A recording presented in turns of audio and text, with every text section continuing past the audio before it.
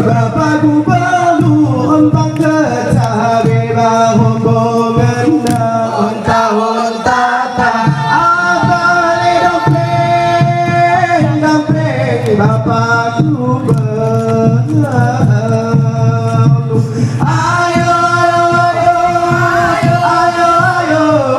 dan Allahumma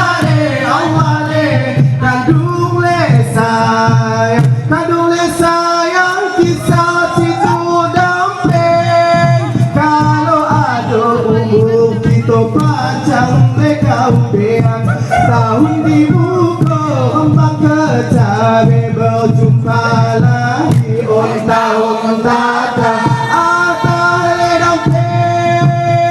damping berjumpa lagi.